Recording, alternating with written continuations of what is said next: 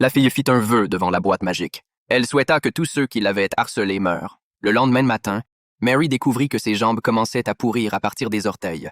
Elle ouvrit de grands yeux d'effroi, puis en se regardant dans le miroir, elle constata que son visage se décomposait aussi de manière inquiétante. Ses cris d'horreur attirèrent ses amis de beuverie encore sous l'emprise de l'alcool.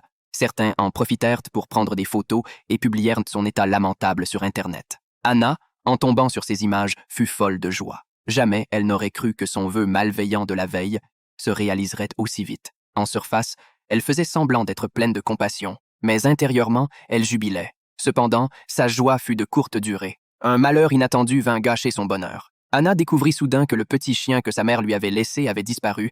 Elle sortit précipitamment de sa chambre et entendit les cris déchirants du chien. Elle suivit le bruit et se glissa sous la maison, pour découvrir que le petit chien était mort dans des circonstances mystérieuses.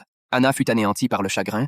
Ce petit chien était le cadeau le plus précieux que sa mère décédée lui avait laissé. À ce moment-là, elle ignorait encore que chaque vœu exaucé par la boîte magique coûtait une vie. Anna formula un deuxième vœu à la boîte magique. Elle souhaita que le garçon de ses rêves tombe amoureux d'elle. Après une nuit, son souhait se réalisa à nouveau. Le garçon non seulement l'aborda, mais l'invita aussi à sortir avec lui. Anna était folle de bonheur, sans se douter qu'au même moment, son grand-père âgé glissa et se cogna violemment contre la baignoire. Après l'école, Anna rentra chez elle et apprit la mort de son grand-père.